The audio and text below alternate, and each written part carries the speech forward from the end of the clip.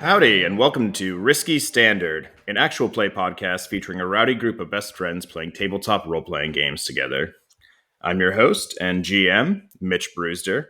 You can find me over on Twitter at MagnesiumB, and you can find the show on Twitter at Standard Risky. With me today, I've got Peter Loftus. Hey, I'm Pete. I'm on Twitter at ChipEnjoyer. Timothy Mans. Howdy. Great to be here with you guys. You can find me on Twitter at Axe Hoarder. And we've also got Malcolm Hall. Hey, at Horde Scrum on Twitter. Awesome. Today we are continuing / starting our campaign of Beam Saber by Austin Ramsey. This is, I guess, technically episode 2, but if our recording and release plans don't change too much before we start dropping these, it's going to be listed as episode 1. This is going to be kind of the start of the actual gameplay of the whole thing. So if you're starting with this and want a little bit more context for what's going on, pause right now and go to the episode before this, episode 0, where we spend a little bit more time laying the foundation for the setting and introducing the characters that we'll be playing as today. But otherwise, if you just want to start diving right into the action, you're in the right place. Let's get going. Don't turn it off. do not pause. In that spirit, though, just to orient ourselves a little bit before we start playing, maybe everyone could do a quick elevator pitch introduction again of who they are going to be playing as today. Sure. All right. This is me, Tim, and my character is Carter Hesketh. He is I forget the exact age we settled on. Let me look at my sheet. 24 years old, and he is a scout, or playing the scout playbook, and he was a child when his parents were killed by the Grenfield Surveying and Acquisitions Company, and he witnessed their murder. And after they left, he took his father's mech and kind of escaped and went out on his own and had to kind of fend for himself and survive, on the streets, coming up kind of rough and tumble, doing what he had to do to make ends meet, whether that was working for some criminals, doing some, some dirty deeds, and sometimes assassinations as well. So he grew up doing that and fending for himself, and has made a name for himself doing that, and has kind of brought him to where he is today, with the people who are interested in using his skills reaching out to him, helping him find his way to the ring. Cool. And we've also got Desmond. He is a diminutive chiropteran. Closest translation we have to that from the alien tongue is a bat person. Also, this is Malcolm. This is what my voice sounds like. I'm not playing that character. Yeah. Different. He is a current and former thief. He is also a former prison inmate who was freed by the Boundless Ring and is currently working for them in exchange for some information to find his former gang members who did him dirty and snitched on him and set him up for a crime he did not commit, an egregious crime of murder. He is 35 years old. He is his cover is he is a bartender, and that's my elevator pitch. Yeah, that's great. I'm Peter. I'm playing as the Ace Playbook. My character's name is Rhodes Rampart, who's much older than the rest of this crew.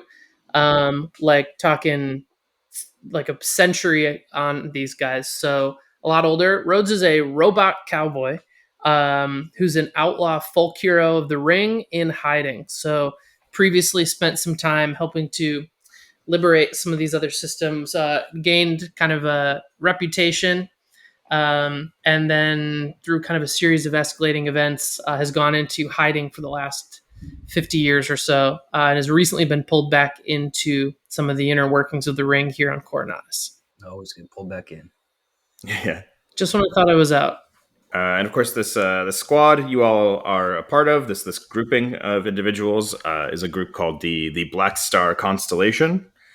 You guys are playing as a recon squad for the faction of anarcho-socialist revolutionaries called the Ring. And recon here, I think we've talked a little bit, meaning kind of like spies, saboteurs, and occasional scouts for the Ring's like sort of covert military operations on Ember. And actually, I think now would also be a really good moment. We meant to do this in the last episode, and as I was listening through it, I realized we forgot to do this, which is that Beam Saber has a mechanic called connections and beliefs, which is sort of a mechanic that helps us qualify the relationships between player characters. Everyone has a connection clock to each of their other squad members, which affects how easy it is to help them on missions, and also can be a source of experience points if you kind of like lean in on the different aspects of these things. And so for each segment in this connection clock that you guys have together, you also each have a belief about each other. And once these clocks are filled, you'll get the chance to kind of ask your fellow player or your fellow character, is one of these beliefs that I have about you true or not? And it's kind of like a way of getting to know more about the other characters. So maybe we could go around the table real quick. Everyone could read the beliefs that they have about the other two squad members. And then I think we will kind of start our first mission playing Beam Saber. I can start again. So yeah, again, Carta connection to Rhodes Rampart is I can get Rhodes to destroy the things I need destroyed. If you go back to episode 1 or the first, that will probably be a bit more clear. And then for Desmond, it is he's too secretive for his own good. So Desmond's connections are to Rhodes. Rhodes is hiding something. What that thing is, we just don't know yet. And for Carta will lead me to the next big score. Ooh. Nice. Oh, yeah. Interesting. Okay. I love a mystery. All right. Rhodes connections with Des. Desmond broke bad with a squad before. He'll do it again to us if the deal is sweet enough. And for Carta, I've got Carta is a loaded gun. He cares more about violence than the cause. So. All right. I love being a loaded gun. So that is that's the squad again. Little quick reintroduction. Why don't we start? Start playing. That's exciting. So to set the scene, we're on the desert planet of Ember. On Ember, we're in this anomalous little oasis area called the Basin, and then inside of the Basin, there is this independent, this free city called Coronatus, and that is where our game is going to primarily take place, and that is absolutely where we are starting. And so Coronatus is this kind of giant, this large city kind of in this desert area. It is like a big, bustling city with walls sort of surrounding it. It's built up this protective exterior over the years as this kind of revolutionary conflict has gone on Ember. It's also kind of had this influx of refugees because of the war raging across the rest of the basin. And so it's also kind of built up outside of the walls now, right? So there are these like big, I kind of imagine, like a sandstone kind of construction for a lot of what's going on here, especially these walls, and then like more buildings, like housing and streets and districts kind of like spilling out over the walls and out into these kind of like surrounding area. And one of like the, kind of the defining feature of this place, the thing that we kind of see, like swooping helicopter shot, like welcome to Coronatus, like, establishing shot of the movie, right, is this sprawling city kind of bursting over the seams of these walls. And then at the center of Coronatus, this towering construction that goes up into the sky, like pierces the sky and goes beyond it, is the beacon. And the beacon is not quite an obelisk, but like a circular sort of tower that's made out of a mixture of, I think, like dark gray stone, like somewhere between shale and obsidian. I don't think it's like as reflective as obsidian is, but maybe not as like matte as shale. It's got like metallic etching and detailing, but it is just enormous, right? Like it's from like end to end, right? It covers city blocks. It is this just truly immense tower that rises up out of the center of the city, and I think is kind of like, omnipresent in every, if we start to get shots here of the city as we kind of like move in for this introduction, right? Like I said, we're seeing like these sort of, I think, buildings, a lot of like sandstone construction, and we're also seeing where it's like butting up against like newer buildings made out of like metal and plastic and brick that have been brought here by the Commonwealth. We get like these bustling crowds of people, open marketplaces, kind of like a big variety of alien life here as well. Like Coronatus is kind of like a port city. It is like the primary way you get in and off of Imber. Ships coming and going, But every shot we get, the beacon is there, right? It's always in the background of your life in Coronatus. This like immense superstructure. I think we can see it has, especially lower on its heights, gun emplacements kind of poking out of it. I think almost kind of like barnacles, or like the cilia of like strange sea creatures, things that have been built onto it over the years by like the city itself, the people here, its defenders. And yeah, moving up and down it, probably moving kind of quickly, but so slow to us because of how immense it is, like snails almost, right? There are like cargo elevators that bringing things up and in and out of like suborbit down to the planet. And so we just see the kind of like, like insects crawling up and down its sides, but it's always there. It is like the defining feature that we see as we start to get like the, like I said, establishing shots of this city. And for getting these opening shots, I'm imagining Coronatus has kind of like a patchwork of different architectural styles. We've described this as a place that, a long time ago, millennia ago, like centuries ago, whatever, kind of started collecting people who were coming to this planet, like who started kind of building ad hoc, like a community that eventually grew into a city that then grew into like the city of Imber. And so I think you get like, kind of histories layered upon each other in this place, like lots of like signifiers of different moments of the city's expansion. And also, especially, we see more and more signs of the faction of the Commonwealth, the Honorable Commonwealth of Luctor, who have been the people who have been kind of like colonizing a lot of Imber for the last century, and who have been bringing just like incredible amounts of trade, workers, new people to this planet. I think there are like a lot of hallmarks of their presence here. And so we're saying, I think also, before we like kind of go into the game, we have like a fun map of Coronatus that we made that has it broken down into like districts and regions that'll probably show up as we start playing. And we came up with all of this stuff by playing the game. I'm sorry, did you say Street Magic? It's a game by Caro Assertion, which is a hack they made of Microscope by Ben Robbins, which is like a really incredible city building game that I would recommend anyone try playing either on its own or as like a way to build a setting for a campaign. I think it's like a really fun game. It would be absolutely fucked if we didn't share that map with them. Yeah, we will definitely share that map as we kind of like start fleshing these things out. And like hard for me not to like think about like Star Wars, especially like Mos Eisley, Jeddah. Jeddah, yeah. I just rewatched Rogue One the other day. Especially like thing that like I'm thinking about a lot is like this kind of like juxtaposition of past and future.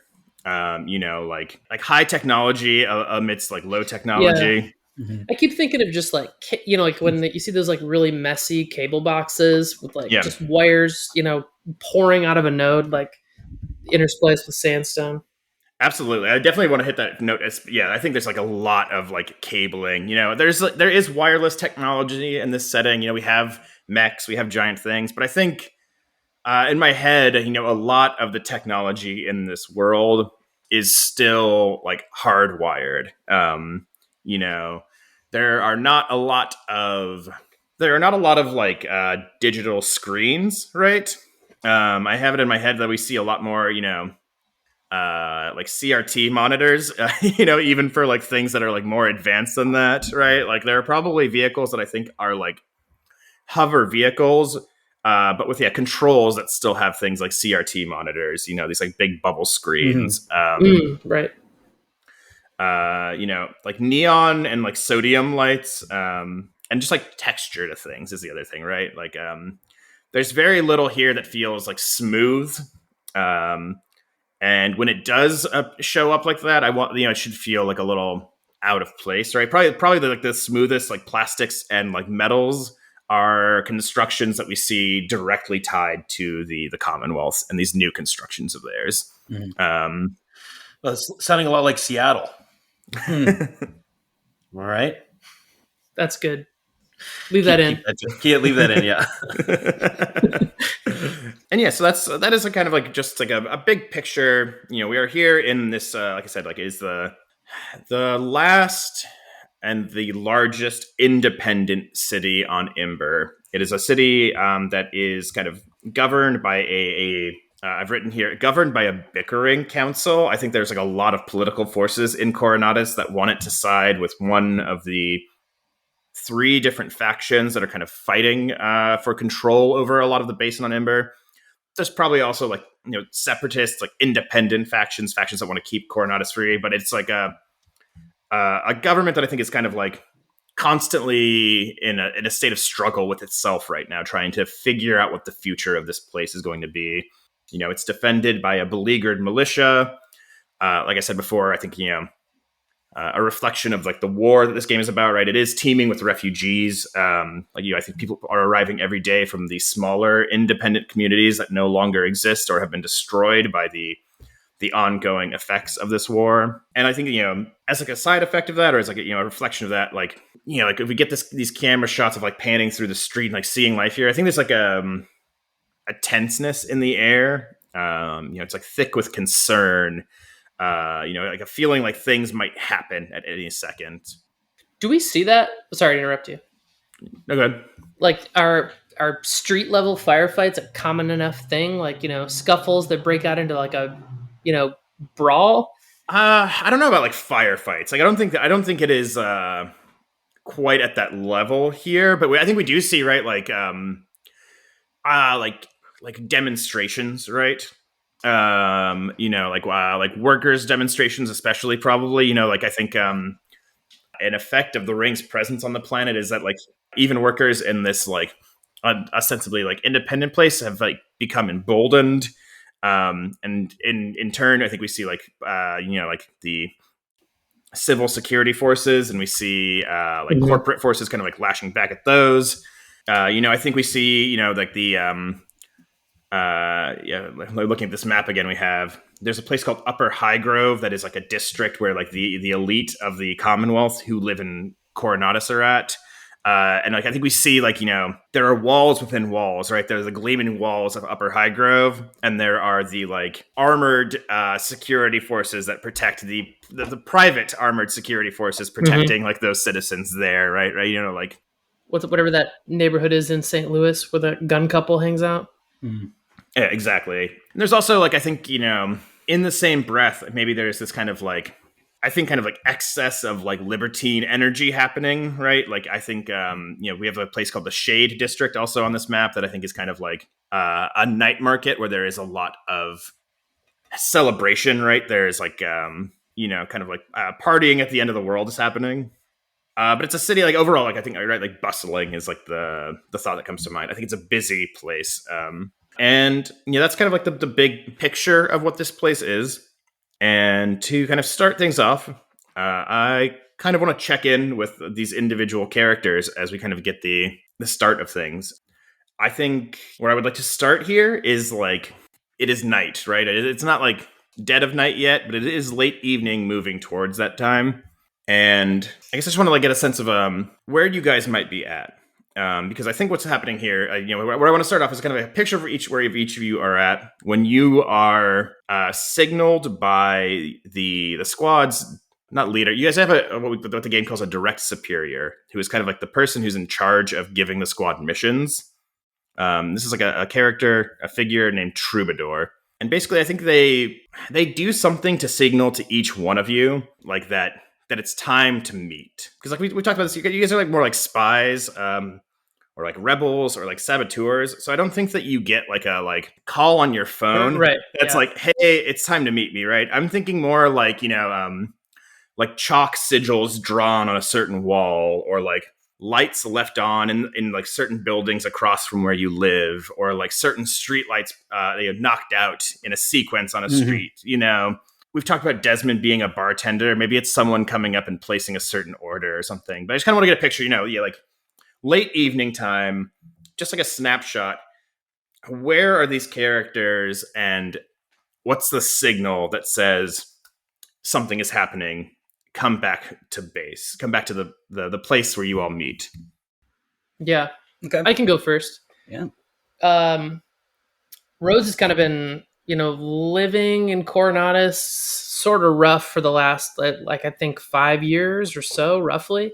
I think that takes a little bit of in and out travel from, to and from the city, but I think he's like mostly kind of used it as a home base. It's working in a kind of like mechanic yard. And I guess I don't actually know if we've said this on the show yet, but we're playing a mech game where there are large vehicular robots all around in daily life. I think what we don't see super often are like the kind of like war robots, but in Coronatus, I think there's plenty of occupational heavy machinery. This is a kind of like mechanic yard that works on those things. So I think you see most of the crew kind of leave, start packing up, ending the day. But Rhodes has a little carve out in the back, maybe like the backyard of this scrapyard behind the office, littered with some stuff. And I think he's effectively kind of been sleeping in a like closet or a area towards the back where really like the boss doesn't really give him too much trouble for, and gives him kind of the wave, all right, we'll see everybody tomorrow. Yeah, great. Thanks for everything. And then, you hear the front door lock click as he heads into this back where there's, scrap kind of piled in heaps. I think it's, probably a tarp stretched overhead, keeping the sun off of the like metal, because I'm sure it just radiates back in the, open air. I think there's quite a large tarped pile, roughly in the shape of like probably something mech like back there that's pretty tapped down and piled up with shit. And I think in like there's a particular pile of scrap, maybe of like all monitors of these. What did you call them? CRT monitors, like those big like boxy tube TVs. Yeah, that's what I'm thinking. Yeah, I think that's the right term. I'm sure it is. And so there's like I looked it up and it is. keyboards and cords and wires and monitors, like kind of all in this heap, stuff pulled out of a ship's fuselage or an engine room of different sizes.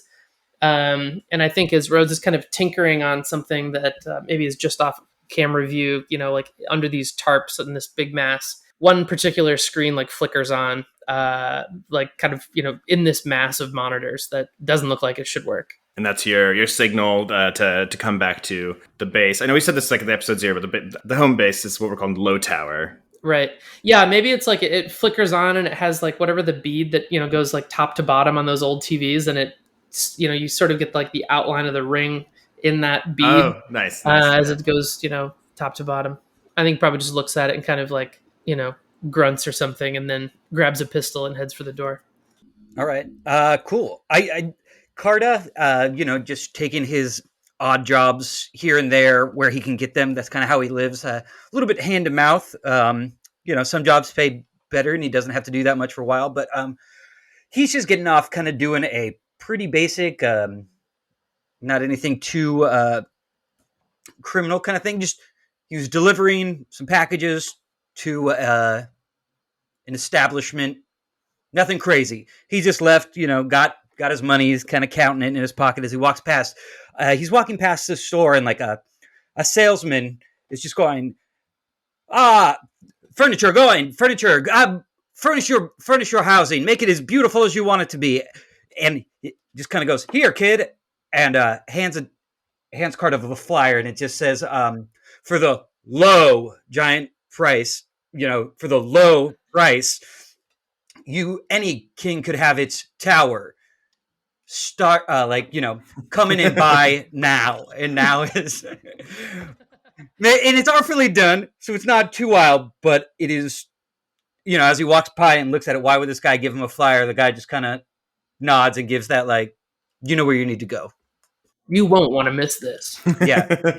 A sale you can't afford to miss. Yeah. Nice. But yeah, it just passed off to him, and that's where you need to go. Oh yeah, that's great. I like that. Yeah. I think Desmond's behind the bar, and it's a slow night. There's a few people milling around, and he's sort of drying a glass. He's probably like, Bill, you're cut off. Go home to your wife. Doing that whole thing, and I think somebody walks in, and he doesn't know who it is, and they order the low tower, like can I get a low tower on the rocks? And Desmond kind of goes like, "Oh, sorry, red vermouth or whatever." And then the guy leaves. Space and he goes, vermouth. yeah. Moother. And he says, and he kind of calls out. He's like, "All right, last call, everyone. We're closing up early." Okay. Yeah, that's great. Do you have a name for this bar that Des works at yet? I don't. It's okay. We can come back to I was just curious if you had that that No, in the I didn't belt think yet. about it. No. But yeah, that's great. Yeah. So I think we can just kind of really quickly mention this. So like in Beam Saber, you are a squad. Like I said, this squad is called the Black Star Constellation, and you have what Beam Saber calls a forward operating base. And the forward operating base it's like your home base. It is where pilots spend a lot of their time between missions. It is a place that provides the squad with resources and support. It's kind of like your planning area, and also you can kind of upgrade it as you kind of play to like have more features or whatever. Often in a game of Beam Saber, this would be like a military installation. But because we were playing the squad that we are playing as a recon squad, especially, you have an upgrade that says this is a hidden FOB, a hidden forward operating base. So we've already said the name. It's called the Low Tower. But does anyone want to kind of like give the pitch of what this place is?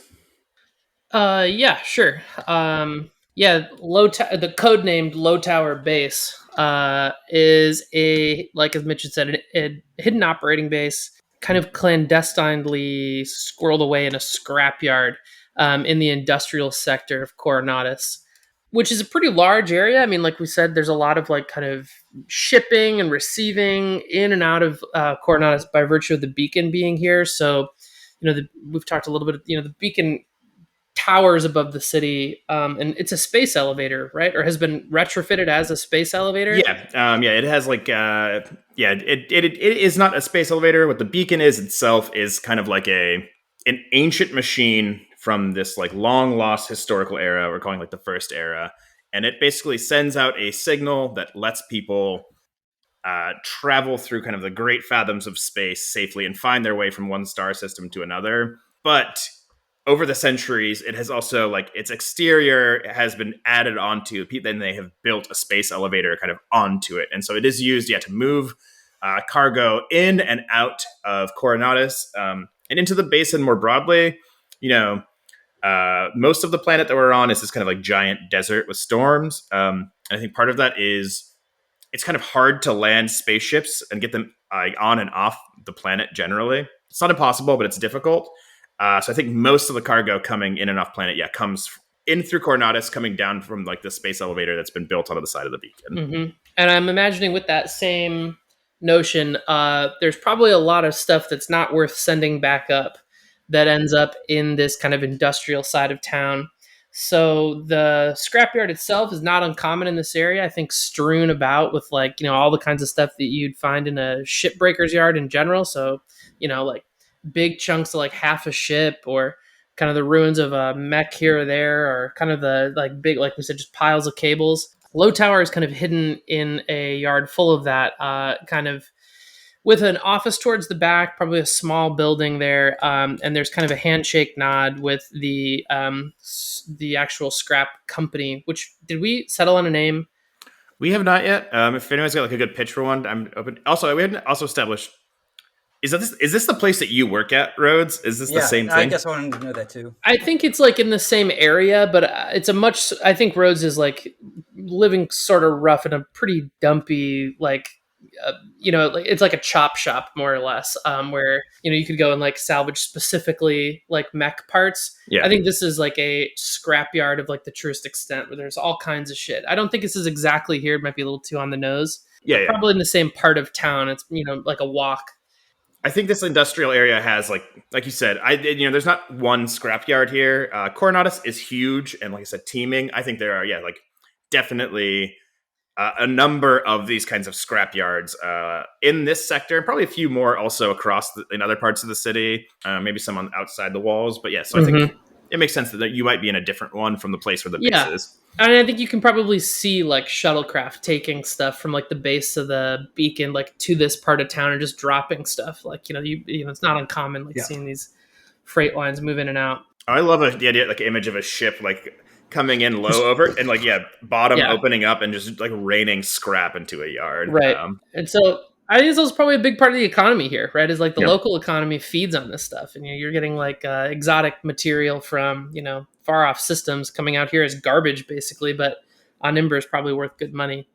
The low tower itself in a back office here, normal front door, but I think opens to probably something with like a lift going downwards. So the base itself being underground, Coronatus was at one point a mining hub.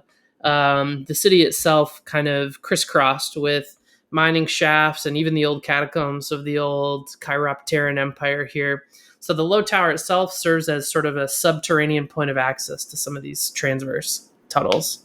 And this also ties into, like we said, your squad it starts with certain upgrades. One of those was the hidden FOB. But you've also started with secret routes, which says that you might have access to long forgotten underground subways, little known mountain paths, or some other route of your choosing. And so, I think there probably are, like paths and tunnels that spiral off from this kind of like subterranean kind of structure that you have built your base into. And you all also have started off with a scrapyard, which will make it easier to repair your mechs later once we get into get into action and start acquiring damage. It'll give you like a little bonus to dealing with some of that stuff. It makes me think of that what was it, Recess? That show? Do you guys remember Recess? No? Yeah. Where all the kids have like, it looks like a pile of junk in the schoolyard where they open a door and then they can drop. Oh, I know exactly what you're talking about, actually. Yeah. Oh yeah, I remember that. It's like a tire and like a door and like they like roll the tire aside and go down a slide. Mm-hmm. In my mind, it's something cool like that. Maybe a little less schoolyard and more scrap. Yeah. But yeah, that's the vibe. Sort of like a playground hideaway for spies and saboteurs. And so I think, we can kind of cut to like folks arriving here. We haven't talked a ton about what the interior of it looks like. I imagine that there's like a fair amount of like still like natural, like kind of just like carved rock in like these subterranean areas. That's kind of what I'm imagining is like lowering from this kind of office, whatever this lift or drop down or whatever. I don't know. We can flesh out the secret passageway. It kind of opens to basically like a sandstone cavern, right? Like kind of carved into the wall. Like, and there's probably that same like clackety keyboard, like big clunky computers, like lining the walls, humming in the kind of a blue glow of those monitor screens, like abutting the walls. Like a bat cave, like carved into rock, but with like everything. It's like, okay, just making sure I'm on the same page as everyone. We're vibing at this point. Or not bat cage, not that bat cave. Like a cave that bats might live in. Chiropteran ruins here. You got to watch your language, dude. But yeah, I think that kind of like developed cave-ish. I think it's like a cool aesthetic. I imagine there's like more levels to this too, which I think is like a possibility space we can kind of leave open as we upgrade the FOB and kind of like open up new areas or whatever of it. So I think I want to cut to like everyone is kind of arriving. I don't know if you all come down on the lift at the same time or if this is like a sequence of arrivals, but I think we can kind of cut to like when the last person is coming down. But I think when the three of you arrive, there is already someone waiting for you in this kind of like this central chamber. And this person is, I think, kind of like a lithe build, average height. Like they are wearing like a gray kind of like technical poncho. I think with like a lot of like pockets and straps. It's kind of like concealing their figure a little bit. Full length leather gloves and like kind of like chunky boots as well. Like just like a personage that's like very concealed. Can we see their face? Oh, I'm kind of like burying the lead here. You cannot see their face because they are wearing, I think they have like a really high collared shirt on, kind of like a turtleneck thing underneath the poncho. And then there is like a band of metal around their neck. And coming out of this band of metal and completely obscuring their head is kind of like a holographic mask. I've been calling it like a scatter mask, but there's kind of like a cloud of like, I think, kind of like geometric little panels that are being created by little like holographic emitters. But I think it's like almost like like when you do like a collage where you take like, it's someone's face, but it's like 400 like photos, and each piece of like of the face is like a different person's face, and then you put them all together. Yeah. Yes. Right. It's like that, right? So where it's a kind of like a humanoid face. But every little like segment of it is changing every couple of seconds, and so you can never actually like see the person who's there, or even get like an image of like an individual person. Right? It's just kind of a constantly shifting display. And this is like not, I think, surprising to this crew, in that this person is Troubadour. Troubadour, I think he is like they them pronouns. And this person is the direct superior of the squad. They are the person who has kind of assembled this sort of eclectic squad of misfits and thieves and veterans to engage in this kind of like undercover or like covert operations. And so you've all met Troubadour before. We haven't talked about this too much. I don't think that what we're doing today is the squad's first mission ever. Mm-hmm. Like I would like to say or imagine that like the three of you have all met before. I think we're kind of coming in. You've probably done a couple of small jobs already before this. Probably nothing too like crazy or exciting yet, but enough so that you have worked together before. You are like comfortable enough working together that it's maybe not like an immediate conflict that you are all together again. And we can kind of establish as we play how well you all know each other, how much you have told each other. But like we're already starting with beliefs about each other, so we've done enough work together to at least have formed like an initial opinion of the other people in the squad. And so I think the three of you have arrived. I think Troubadour is like sort of sitting. There's a couple of chairs around. I think there's a kind of like a big chunky table in kind of the center of this room that is like a planning table. I think we see that there are like keyboards and smaller screens along its edges, and I think we see like a few kind of like holographic emitters kind of like piled up in the center of it, things that will be able to display like maps and images as you start planning this mission. And I think as you arrive, your Troubadour stands and says, "Greetings, Black Star Constellation. We have some work to do." And they sit back down and gesture to the table for everyone to come join them. Are you ever going to take that thing off? They smile, and I think the smile is like reflected right in this mask a little bit. Like there's like a little bit of like facial expression, but not a lot.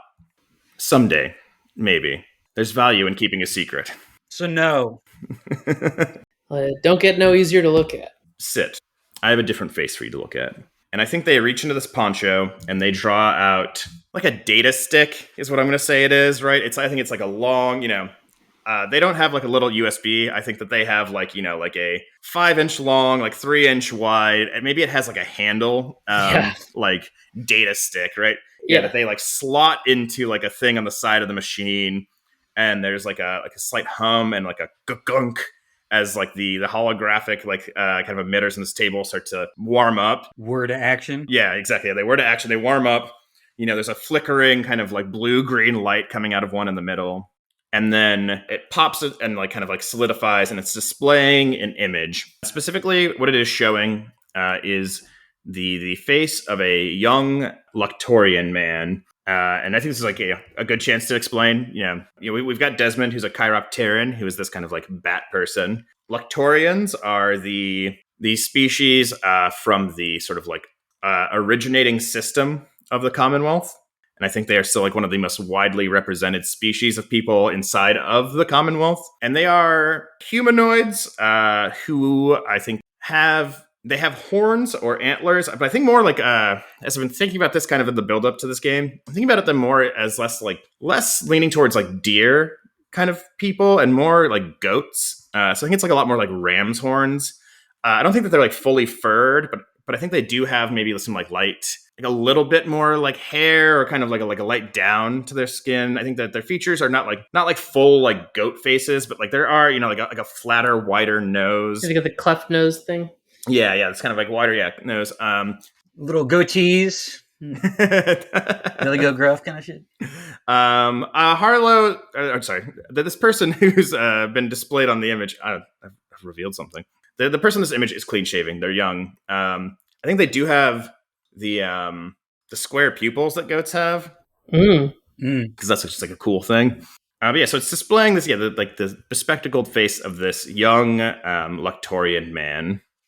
Who's that? Harlow Shellspade, research engineer for Grenfield Survey and Acquisitions. I think Troubadour looks... Where is he? Yeah, looks at you, Carta.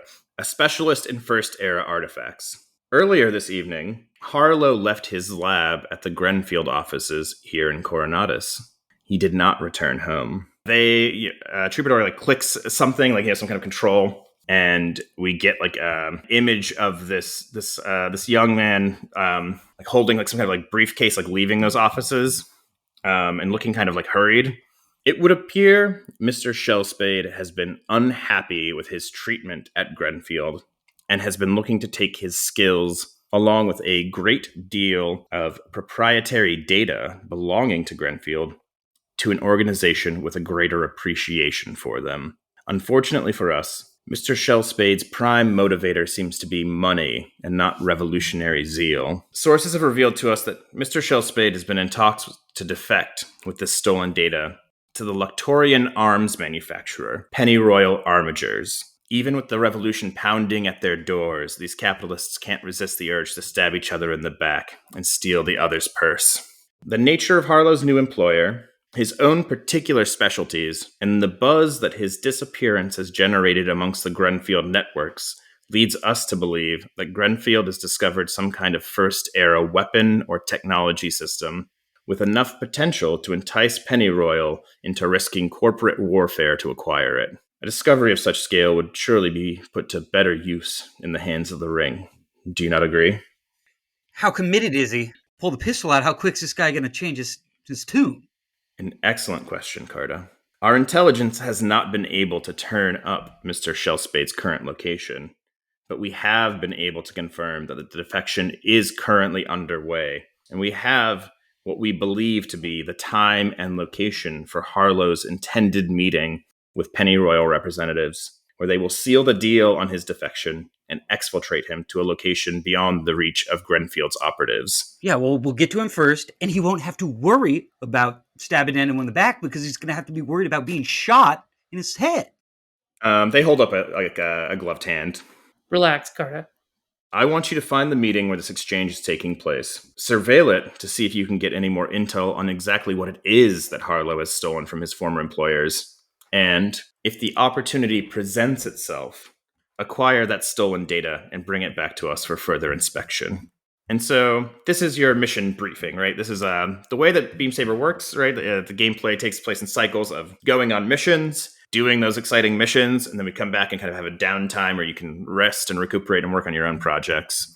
And so this is like I said, your mission briefing. And a thing that also comes along with mission briefings in Beam Saber is that there are also rules of engagement, right? These are like things that you can or cannot do during the mission.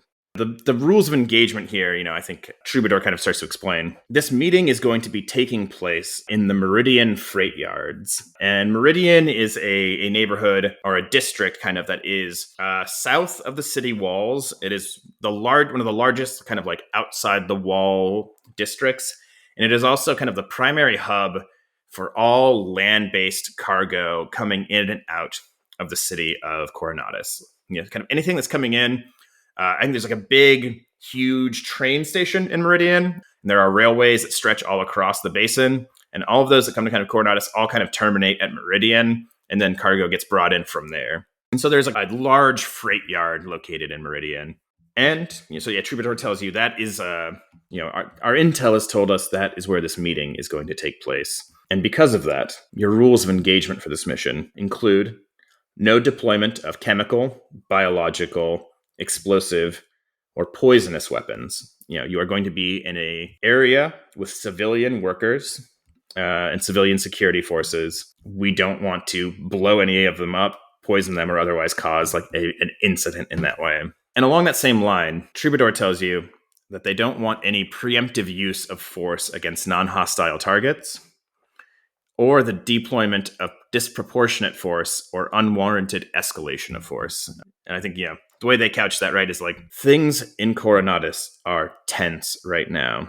The Ring is not just fighting a war of revolution. We are fighting a war of ideology. We have to win the hearts and minds of the people in the city of Coronadus. If this city falls to the Commonwealth, if it falls to the religious extremists of the Concordat, there's a good chance we will lose the basin entirely. If you start dropping bodies, leaving civilians or other people dead in the streets, it's an easy story for the forces of the Commonwealth to turn into propaganda against the Ring. If you are shot at, don't feel that you can't defend yourselves. But basically, this means you can't just, looking at Carter, you can't just snipe this guy from across the street and take the thing. I'm not going to shoot him across the street. I'll get close and shoot him in the kneecap. If that's what you want. I mean... Now, hang on. What do we know about Harlow's motivations? Your intel approached him directly? You heard what they said. He wants money. Everybody wants money. I mean, not us, of course. It's twofold. From what we understand, Harlow feels disrespected and underappreciated in his current role at Grenfield. He believes that Pennyroyal will offer him a position of greater prestige, especially if he brings this data along with him. God, they're climbers. But also, money. He's going to be paid an exorbitant amount of money to steal this data, to bring it over to Pennyroyal, and then to bring along his own expertise on the data that he is stealing. So get in, nobody gets hurt, get away with the data, get back. That's the plan. Carter rolls his eyes at the no one gets hurt. I'm not sending you out there to get killed. If things go south, do what you need to do. But the key here is like no disproportionate use, no unwarranted escalation. If you can keep this clean, it'd be better for all of us. But I'd rather have that information in our hands than in the hands of the Commonwealth. And, freight yards at Meridian are a big place. Is this happening out in the open? It is. I think there's a section of the freight yards. I think that at this point, probably they have also pressed they've pressed a button. They've switched over a view, so we're getting kind of like a rough map of the freight yards from above. The intel that we have suggests that they will be meeting in I think the freight yards are probably owned and operated by, I think, the city. I imagine that within that, different companies and corporations can kind of rent out specific portions of it, or segments of it, or dedicated to different companies' freights and things. I think that there is a section of the freight yard that primarily handles freight coming in and out because of Pennyroyal, and it's that area of the yard. Do they have an officer's deck or something? We're gonna have to duck and cover behind a bunch of junk. So I think this is we're kind of edging into kind of the way that the game works. Before we go into the mission proper, we have this chance to gather information, do legwork for the mission to kind of figure things out. So I think we're getting close to the point where it might make sense to do a roll, maybe our first roll of the game to gather some information about this place, right? And this can be kind of a fluid thing, but I think just to kind of set the stage for what at the rest of this briefing. I think that this meeting is going to take place tomorrow night. I think you have a day to get ready, to plan, to study things. Harlow is laying low somewhere. Troubadour does not have the intelligence on where that is. The intelligence they have is on where the meeting is going to take place. If we could find his safe house before he leaves for the meeting, it would save us a lot of time. Make the rich kids scared. All we know is he didn't return home. Yeah, they haven't sent a flag up yet. Well, not just that, right? Troubadour knows, I think they would tell you, right? They know that he's defecting, right?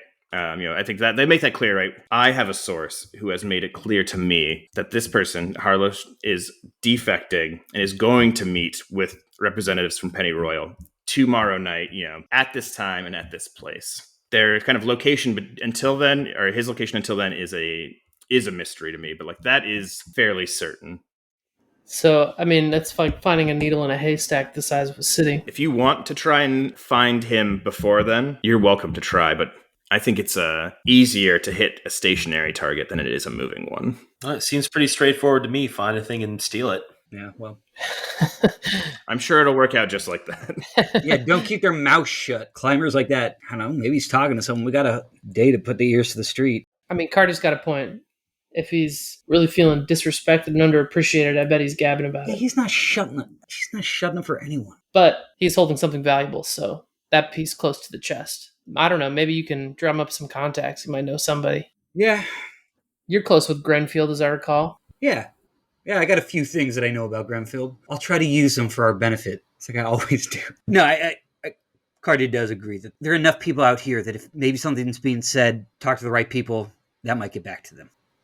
We kind of, like I said, we are kind of like at this legwork phase of the mission. Book calls this gathering information. It says, there's always going to be too much going on for the GM to provide the players with every detail they need or want to know. This is where they can gather information on a situation. And so it's kind of like a chance to like roll. I think we're kind of like zoomed out a little bit here. We'll save like the nitty gritty, like moment to moment for during the mission. But we kind of talk about like, what things are you guys trying to figure out and how do you want to go about figuring that out before we get there? And what this is all going to lead up to is we are going to then kind of decide what approach you want to take to completing this job. Then we will roll something called the engagement roll, and that will kind of like let us jumps forward straight into like, okay, the mission is started. How is it going at the very start? So maybe like real quick before we start this gathering information thing, I'll just kind of like repeat the broadest like parameters of this job, right? This guy, Harlow Shellspade, is defecting from Grenfield Survey and Acquisitions to Pennyroyal Armigers with a cache of stolen data in exchange for a hefty sum. You all know when and where the meeting is going to take place, which is tomorrow night in the Pennyroyal Armigers hub inside of the Meridian Freight Yards, just outside the city walls. Your primary objective is to surveil the meeting between Harlow and the Pennyroyal Armigers representatives to gather more information on the nature of that stolen data. And your kind of like secondary objective, or your second objective, is to retrieve that stolen data cache and bring it back to the base. And again, your rules of engagement: no deployment of chemical, biological, explosive, or poisonous weapons. No preemptive use of force against non-hostile targets. No deployment of disproportionate force or unwarranted escalation of force. And no threatening or employing force against the civilian workers in the freight yards. So yes, let's kind of dig in. What are the questions that your characters have, and how are they kind of trying to answer those questions? Does anybody have one they want to like jump in with? Yeah. I'm trying to figure out how tight security is. 1 second. Somebody's got an alert about the heist. And folks, he landed the backflip. He's done it. Yeah, I'm by a fire station now, so I'm really rolling 2d6 Ooh, pretty much yeah. every time we play. Great. Yeah, so I want to try to figure out how tight security is here. Specifically, I'm trying to figure out if it's possible to do a classic uniform swap to get in, and like if I can discern any kind of like command rank insignia or something, so that if it came down to it, could potentially grab some captain of the guard and slip in undetected. Just take a look there. So my thought was maybe tailing like a Pennyroyal person, kind of hanging around the train yard, looking for like what would be like a shift change, or clearly like some sort of guard traffic, what that like in and out looks like. Okay, yeah, and so it's like a good time to just mention that these exist at all. Beam Saber has actions. These are kind of like your skills or like your abilities that you use to do things in the game. They're like the basic verbs of the game. There are 12 of them for when you are doing things on like a pilot scale, is what we call it, or like a human scale. And then there are 6 more for when you are inside a vehicle doing stuff. So what is the action that you want to try and use here to do this? I think this aligns most with hunt. Should be to like track a target over great distances. You might follow a squad through a ruined city, or you could shoot at someone across the room. So I'm thinking here is like picking out somebody in a uniform and just sort of like following them basically as long as I can. Yeah, I think you can do that. I will say, the one thing about gathering information is that these are what we call fortune rolls, which means that there's not like a risk of failure on this roll. It's just about how much information that you get. But I also think that does mean like there's maybe like a limit here to like, how far you might be able to follow this person, right? Like you probably won't be able to follow them to get like information from like a deeply secure area, because to do that would be risk. There'd be a risk. Yeah. We would have to make an action roll. I just want to see what the level of like what that gate post interaction looks like, what the kind of security check is. I think hunt to follow this person like works here. And so, how many points do you have of hunt? I have 1 point in hunt. Okay, so whenever you make a roll, you roll for however many points you have in that particular action. So you have 1 in hunt. You're going to roll 1d6, and then that will dictate to us how much information you get and how good that information is. Okay, I'm rolling 1d6. Ready? I got a 2. 2. So let's like set this up again a little bit. So you've like kind of clocked someone like in uniform. Maybe you like follow them. There's like a coffee shop in Meridian nearby. Maybe this is like finding someone who's in like a security uniform and kind of like Yeah, the Meridian perk. There's like probably like a coffee window, and I don't know. What's the Pennyroyal like visual iconography look like? Is there a logo or? So you're trying to find a particularly like a pennyroyal person? Yeah, like I'm guessing there's probably a uniform or some kind of indicator. Not like a high level person, just sort of a rank and file. Like, what's it look like to get into the hub? So on a 2, right? So I think you kind of like see. I think this the pennyroyal like insignia, right? I think is like a like heraldic shield with 2 spears crossed over it in kind of like a like burnt orange color. That then has like a purple flower wrapped around the halves of the spear.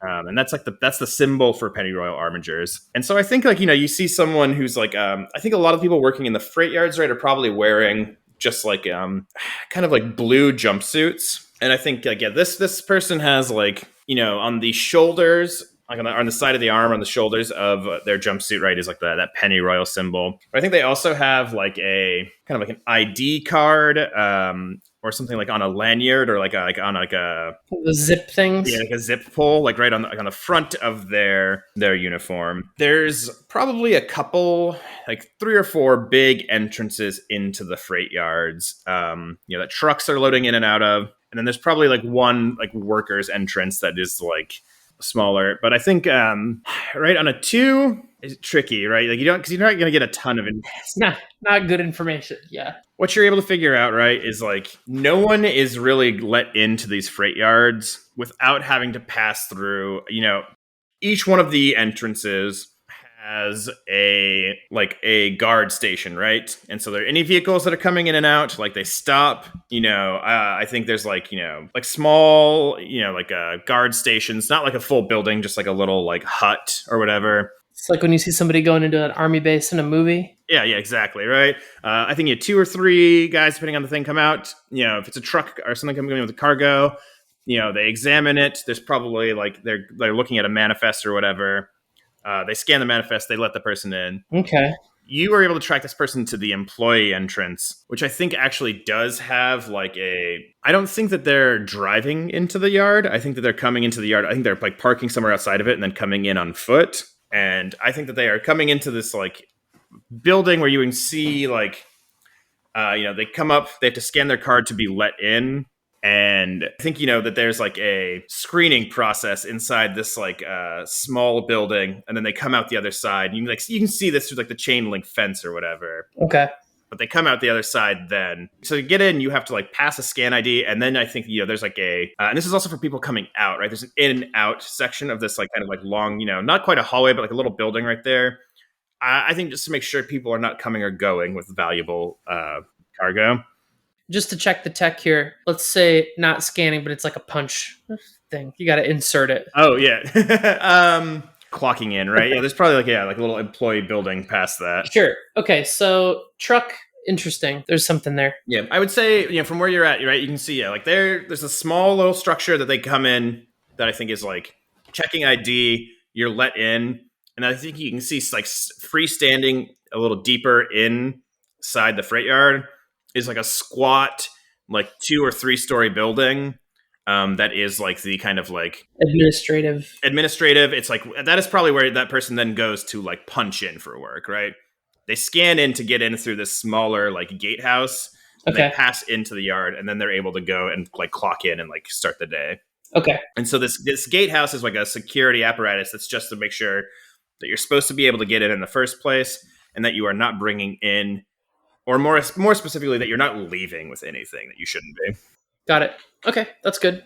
So yeah, I think that's what you're able to find out, right? Is like, yeah, there's no unguarded entrances, and getting in and out, requires like this like scanning.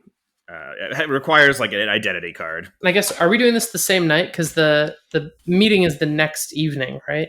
It's the next evening, yeah. So you have like that. I don't know what time. When does Rhodes go? I guess this is at night. Leaving this briefing, and now it's like evening in Coronatus. Like if we met at twilight, now it's the how many moons is it? We haven't talked about this before yet on Mike. There are 5 moons on Imber. I think 2 of them are visible tonight.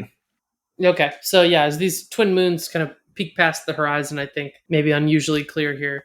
Watching this, I imagine bustling probably 24 hours a day. Yeah, there's always workers coming and going. There's always trucks arriving. Okay, got it. Yeah. Also, there are mechs coming in, right? I think that's like another thing we have, just to like hone it in, right? I think there are probably, there are trucks of a science fictional kind, but there are also probably like giant, like quadrupedal, like cargo bearing walkers that are coming in and out. And I think even from outside, you can see there are like construction mechs that are being used, or like industrial mechs that are being used to like lift and move shipping containers and to like sort.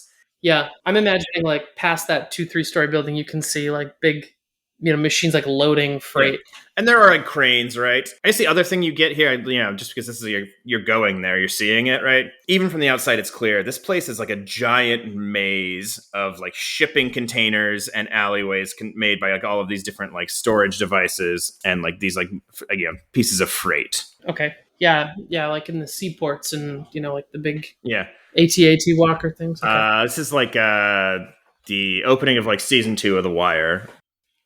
That is over my head. That's like that takes place like at the shipping yards, right? So there's like that's like I think the visual image I keep going to is like shipping containers stacked like 5 or 6 high, right? They're like places where there's tallest buildings. Yep. Okay, it's like a maze of containers. Cool. And I guess that's probably fingers pressed through the chain link about as much as I'm going to be able to see on this. On a 2, yeah. Anybody else have like a way they want to investigate this? I have an idea. Yeah. Yeah. I think that my armors or armor would be sort of the easiest to get close, I guess. We could have that nearby in case shit gets really bad. So I guess I just want to find like a good lookout point. Oh, I like that. Yeah. In a place where I could be concealed enough but have like a good view. Yeah. So in case I need to intervene with any like heavy machinery. Yeah, why don't you how do you want to find that? I mean, that to me kind of looks like Is this like someplace you could hide your frame? You're talking about your mech, right? Yeah, my mech, yeah. I'm just trying out different words. I like armor. Armor's fun. I like armors is cool. Armor? Yeah. Armor. I guess survey. I like survey the area. Yeah, that's just me. Yeah, when you survey, you observe your surroundings and predict outcomes. You might spot trouble before it happens. You might discover an attacker's vulnerabilities. You could diagnose what destroyed a vehicle, but engineer might be better. That sounds like survey to me. How many dice do you have in that? 2. Yes. You want to roll? So you're just trying to find like a place that you can store your mech with like a good view of where the meeting is going to be taking place. Yeah. So yeah, go ahead and roll 2 dice. All right, 2 4s. 4. All right, double 4s. Spider eyes.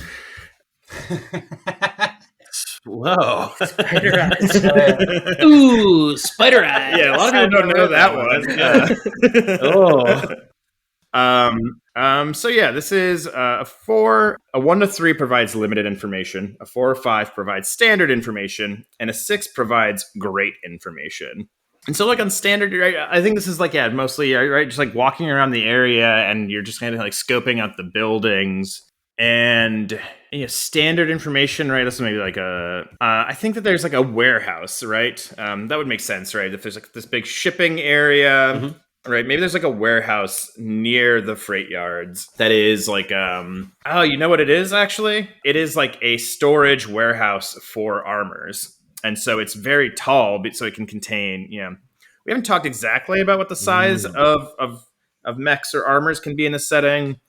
I think that we talked about it a little bit. I think we're kind of scaling back or scaling down slightly from like the Beam Saber default, because Beam Saber kind of plays by like Gundam rules, where like a mech can be light, medium, or heavy, and like light is like 25-ish feet, like mediums are like 45, and like heavies are like 60 plus feet tall. That's very, very big. Yeah, it's huge. We're talking like a little smaller, where like a light armor or mech is like 15. Like a medium is more like in like the 20-ish range, and heavy mechs are like in the 30-ish range, right? Like still big. And so this is a warehouse that can store up to the largest size, which can also, I think, probably stretch like higher for like bigger, heavier machinery. This is probably a warehouse actually where I imagine like some of the mechs that are the armors that get used to work in the freight yards are stored, right? And it's also maybe like a repair shop or something. And so it is a repair workshop and a warehouse. So one, there are already armors here. It's tall, right? It's like, say, like 4 or 5 stories.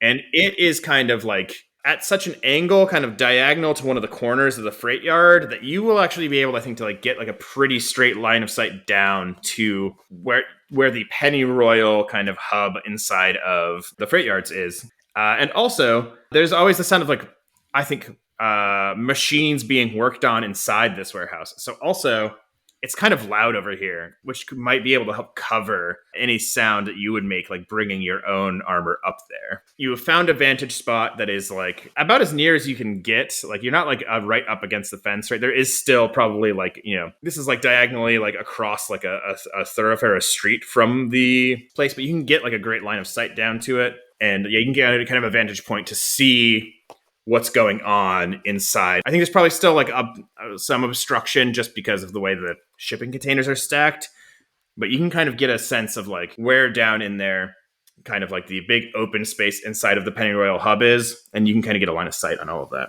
I'm like I picture Des, definitely climbing to the top, sort of going up to the edge of the building and pulling out like a square box and putting his eyes to it. It's like, a digital binoculars. Mm-hmm. He's sort of hell yeah. Digitally zooming in. Yeah. With like, and it's got a sort of a HOV kind of display over it.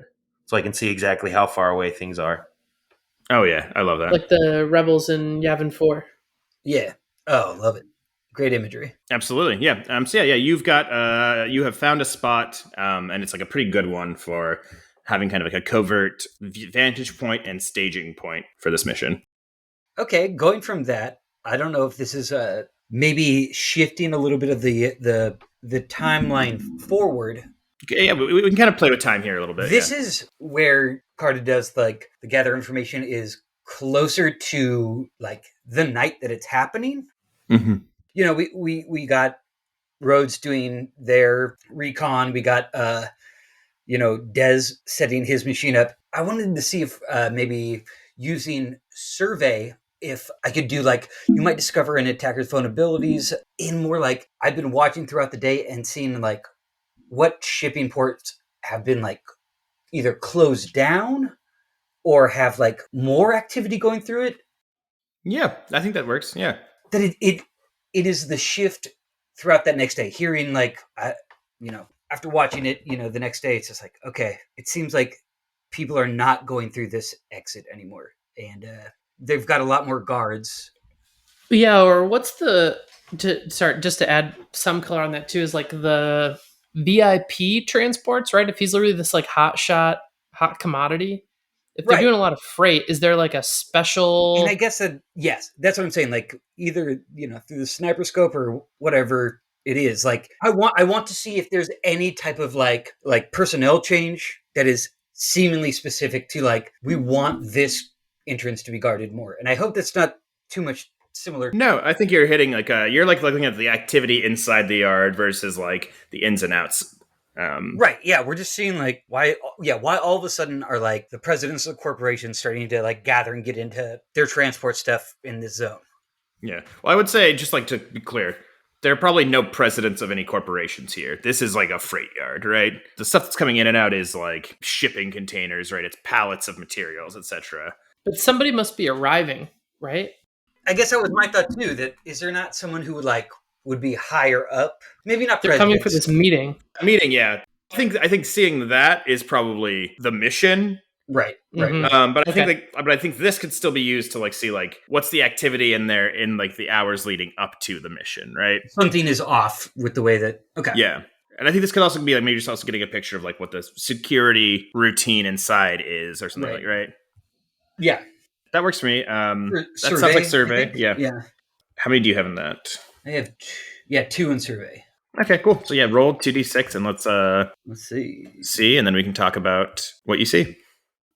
Ooh, 2 and 2. Not bueno. Ooh. 2s are high tonight. All right, so that's a 2. So that is limited information. So I think what you get with limited information is that, one, there is security patrolling the yard. You get to see that there are patrols that move, but besides like the security stations that are like set up at each of the entrances, there are also just like guards who like walk the lengths of the fences, who kind of like walk, check on kind of like the entrances to the different zones. Yeah. And I guess this is like limited information. Maybe I'll like reveal like a complication here. Right? Is like fair. That's fair. I think that's fair. There is also, in addition to like the industrial mechs working, there is at least like one security mech in this yard, or security armor. There is like a bipedal like machine that is clearly armed with like some kind of weaponry. I mean, I'll get clear shots of it. Right, we'll reveal it later if we see it. But like there is like also like an armored security response here and I think that thing also is doing loops. But past that, like I think there's so much traffic in and out that you're not really getting. Yeah, or like that's the moment someone's like, "Hey, what are you doing?" Yeah, right. Because this place has so much freight traffic coming in and out of it, you don't get a pattern, right? It's just a little too chaotic, right? You're not able to be like, here's what's happening inside the yard. They're doing, like there's just so much stuff always going in and out. And like maybe if Carta got like a week to spend casing this place, right? You can't do it in a day. Yeah, in a day, it's just like, you can't find the pattern or the rhythm to how these things are moving around in here. Beyond the fact that like there are regular patrols, you're able to see that they patrol. This is not a military base, though. It's like guys walking with flashlights, checking out the fences, making sure that nothing's like happened to the fences. And then there is this one armored machine that is like, also doing like perimeter checks occasionally. I don't want to like give you too much. I think on a 2, that's probably about what you are. And I think that's fair. And so, yeah, that's like, if we want to do some more gathering information, we could. But I also feel like, a big part of like the ethos of Forged in the Dark games, starting with Blades in the Dark and kind of continuing forward, is that like we don't want to get lost in the sauce planning everything. So I think now would be a good time to talk about the engagement role. Yeah.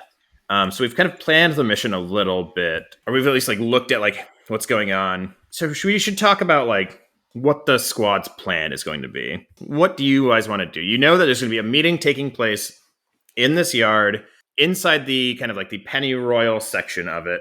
You know that this nerd, Harlow Shellspade, is going to arrive here tonight to meet with some kind of like pennyroyal representative. And there's going to be like a handoff or a meeting. You're supposed to surveil that meeting and then steal the handoff if you can. You've got like a great vantage spot to look down at it. You know that you need some kind of ID card to get in legitimately through the entrances. And you know that there are like security patrols around the perimeters. So how are y'all thinking about trying to take a stab at this? I think my best bet on this is the trucks. We need to get in. Security is locked down tight. We can't run and gun our way past this. There's kind of 2 ways forward here in my mind. One is bugging the meeting because the mission objective is to surveil their meeting and gain intel, right? That's the primary thing. The secondary is get away with the data. So I'm kind of thinking we intercept a truck further up the road. Right. It doesn't have to happen in the Pennyroyal space. No. We don't need to go into their space to do that. Meridian is a big freight yard, so I'm guessing you can probably figure out where these trucks are coming in and out. We get onto a truck, subdue the cab, uniform swap for whoever can pass the most for a Pennyroyal Armitage employee. Everybody else in the back of the truck.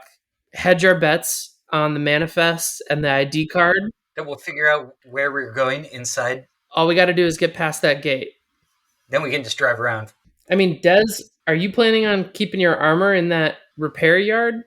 I mean, I'll do whatever needs to be done. I figured I'd be sort of running comms behind the scenes My one thought is and surveilling, unless you absolutely need me in there. we can always flash back to say you're the burglar. Yeah, I agree with you. I think that getting in, doing a uniform swap, classic, great.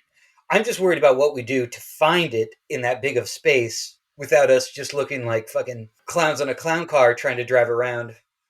All we need to really do is get past that front gate. Yeah, I mean, Des did find like a good vantage spot that you can see the Pennyroyal section from, so that you have that as like in your back pocket. You can kind of like if you get someone up on top of that warehouse, you have an eye in the sky for like seeing, and you also have a map. I think you know where in the yard the Pennyroyal section is. Yeah. Even if you don't have like the fine details of like exactly how that is laid out. Let's fucking get that truck, get in.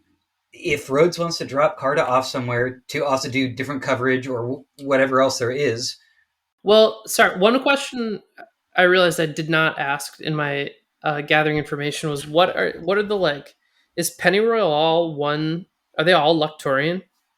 No, definitely not. Okay.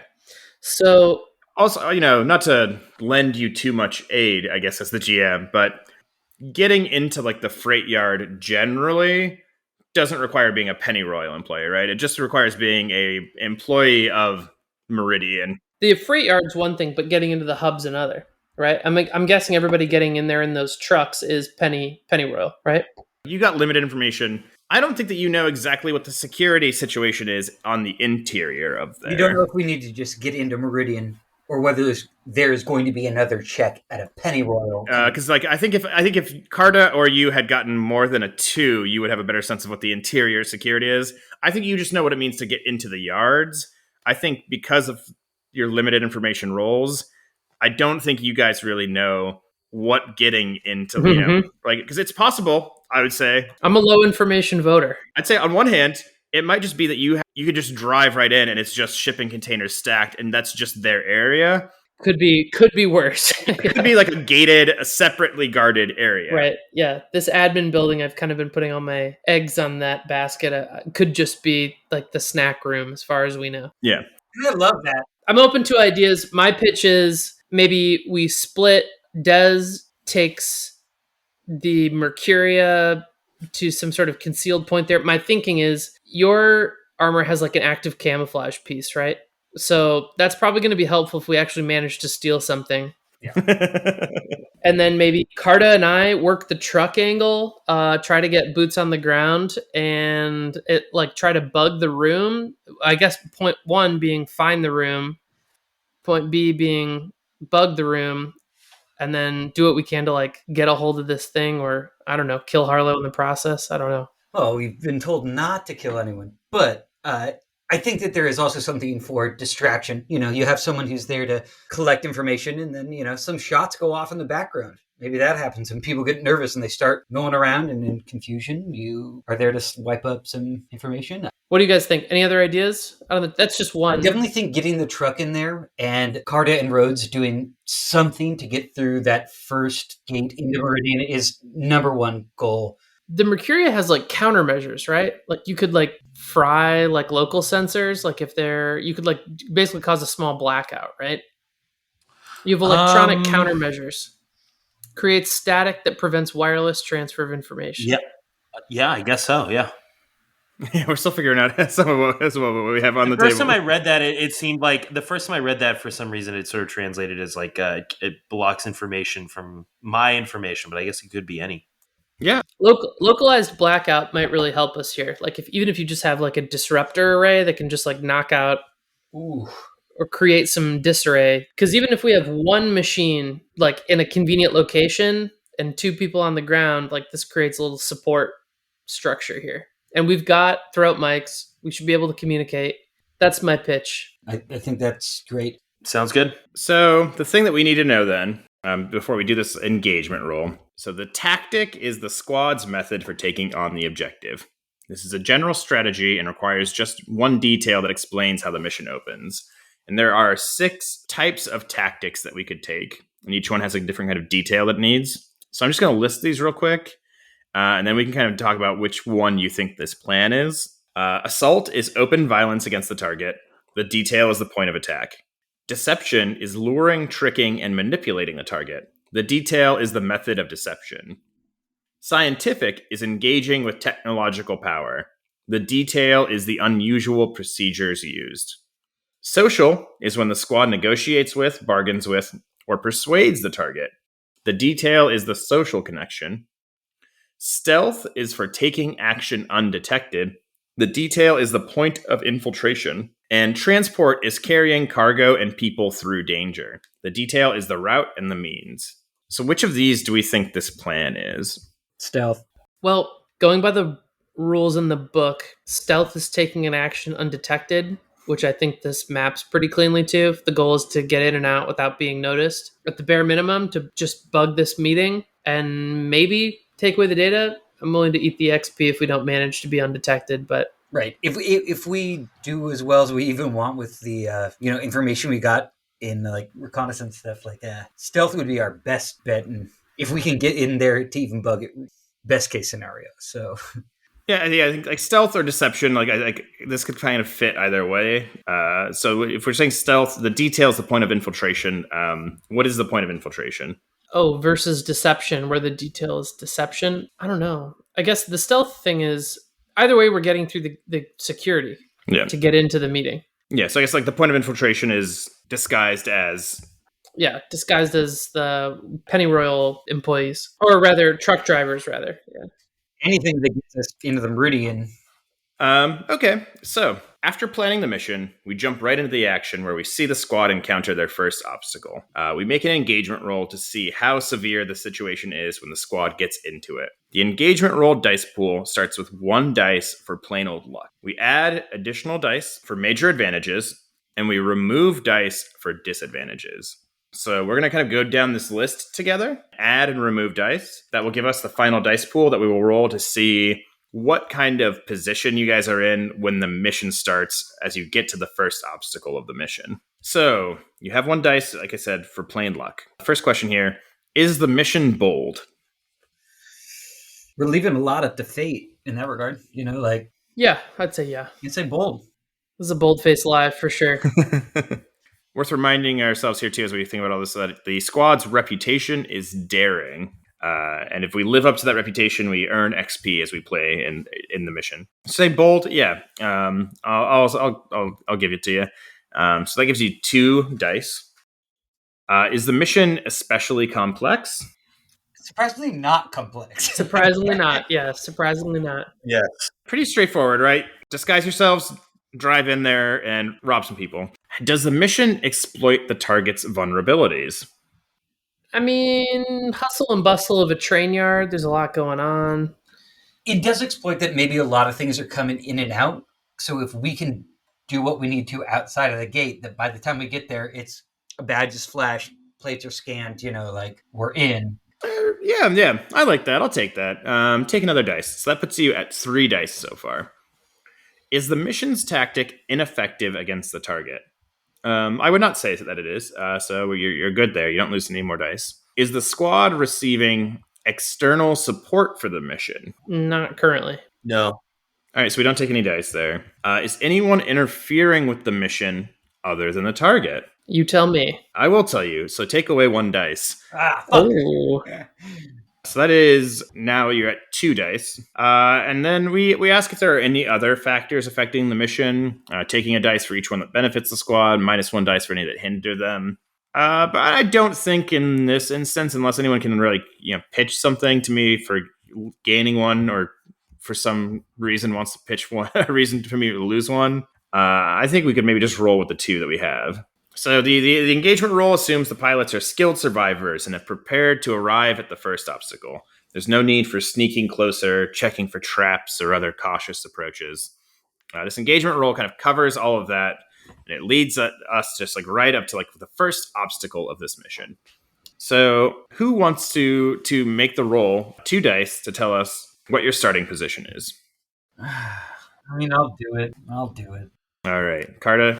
Yeah, we're going to roll 2d6, and then that will determine what your starting position is. All right. Sorry, boys. Hey, let's get a little confidence, a little energy up. Yeah. I mean, it's going to be great. 6 and a 1, baby. That's right.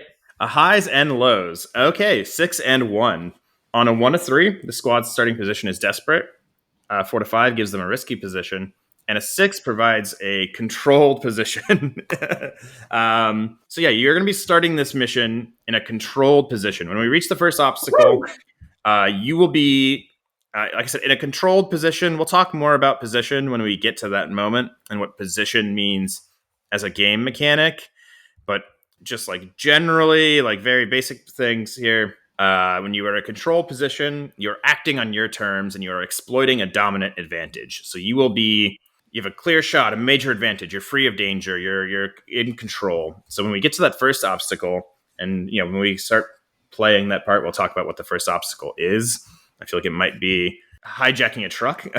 Sounds like it might be the first obstacle for this plan. Yeah, but when we get there, you guys are going to be in a controlled position, which is, I guess, the best we can hope for. the best possible place that you could be. Yeah.